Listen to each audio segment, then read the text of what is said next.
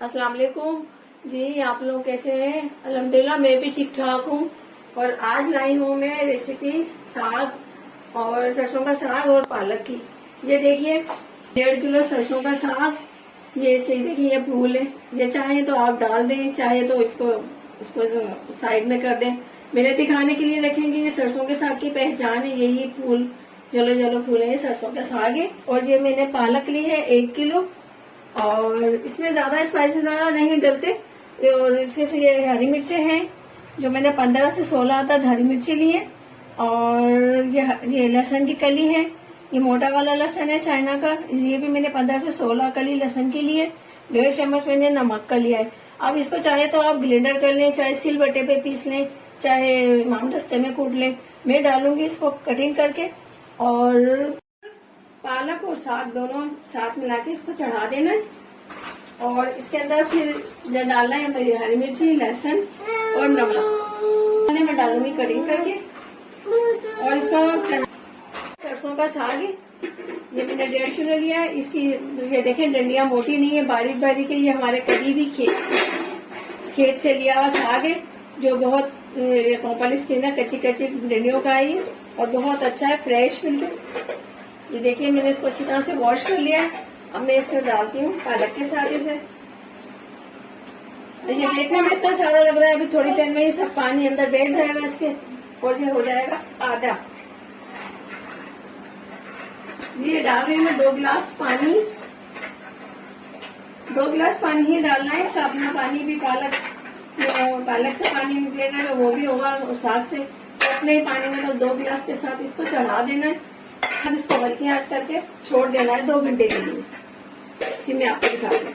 देखिए हरी मिर्ची इस तरह से कट करके डाल देंगे।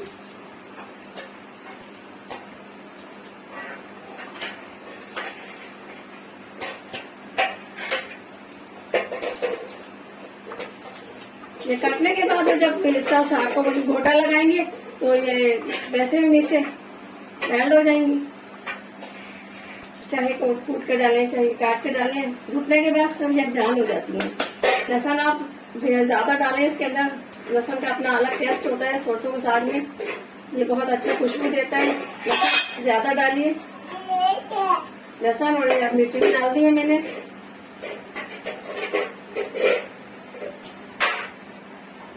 मोटा मोटा लहसुन है, ये कट करके डाल दें। जो छोटा हो तो उसको ऐसे ही डाल दें, क्योंकि जब घोटा लगेगा तो वो सब लहसुन और हरी मिर्ची सब मिक्स कर लेते हैं इसे। इसके बाद हम इसको 2 घंटे के लिए ढक के रख देते हैं। इसके बाद 2 घंटे हो चुके हैं साग को चढ़ाए हुए। 2 घंटे बाद देखिए ये इस शेप में आ गया।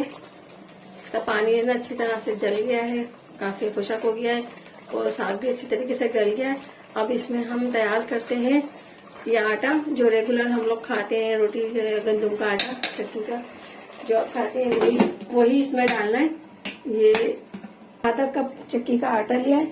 इसको हम आधे गिलास पानी में इसको आधा कप मैंने आटा लिया था और 1 कप पानी इसमें डाल रही हूँ मैं। ये देखिए अब इसको अच्छी तरह से फेंट लेना है, इसमें कोई लम्स ना रहे। अच्छी तरह से इसको फेंट लेना, गुठली या कोई लम्स ना रहे। और आटा छान के उसको अच्छी तरह से मैंने ले लिया है। और ये साग लिया था मैंने 1.5 किलो, पालक लिया मैंने 1 किलो, तकरीबन 2.5 किलो बनाए साग। अब मैं इसमें डालती हूँ घोटना। इससे हम इसको हल्का हल्का चलाते रहेंगे और थोड़ा थोड़ा डालते रहेंगे और इससे घोटा लगाएंगे। ये ग्राइंडर करने से अच्छा नहीं लगता, ग्राइंडर करने से बहुत बारीक हो जाता है और वो टेस्ट नहीं आता जो कि घोटा लगाने से। इसमें थोड़ा थोड़ा आटा डालेंगे, टेस्ट चेंज हो जाता है, वो अच्छा नहीं लगता। आप भी इसको बना के इसी तरीके से साग को खाइएगा, बहुत टेस्टी बनता है। अब ये देखिए आटा मैं डाल रही हूँ, इसमें थोड़ा सा गाढ़ापन आता जा रहा है और ये घुटने में भी ज्यादा टाइम नहीं लगेगा। इसमें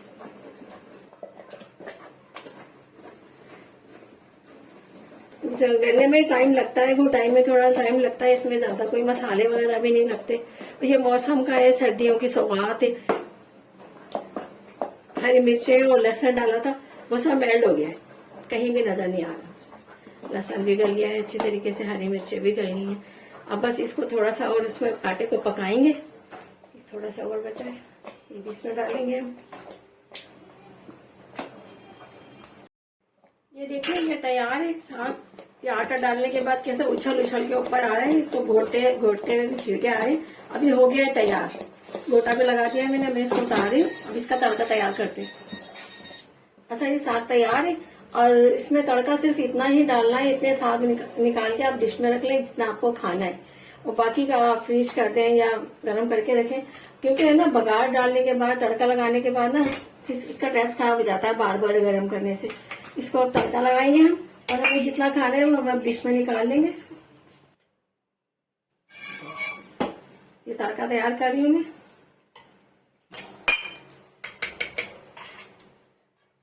ये 3 चम्मच मैंने घी लिया इसमें, और आपको ज्यादा पसंद है आप ज्यादा डाल दें, जितना आप पसंद करते हैं ऑयल घी।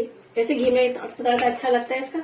ये मैंने इसमें डाल दिया। घी गर्म होने के बाद तड़के में ज्यादा चीजें नहीं होती, सिर्फ लहसुन का होता है और जो गोला मिर्च है। ये मैंने एक डिश के हिसाब से लहसुन लिया है और गोला मिर्च लिया है, बाकी का मैं इसको फ्रीज कर दूंगी।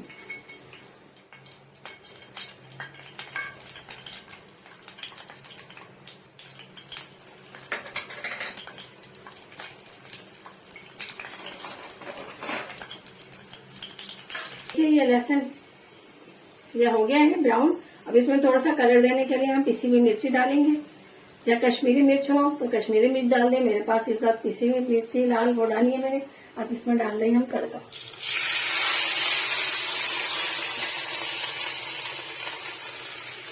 साग तैयार है। अब इसमें हमें ना देसी घी डालें, आपको बटर पसंद है बटर डाल दें। मैं ये देसी घी है ये डाल रही हूँ। ये गरम गरम पिघल जाएगा, ये बहुत टेस्टी लगता है इसमें देसी घी। ये देखिए ये तैयार। आपको ये सरसों का साग कैसा लगा, रेसिपी आपको पसंद आई कमेंट्स में बताइएगा, और फिर आऊंगी मैं आपके साथ नई रेसिपी के साथ। जब तक के लिए अल्लाह हाफिज।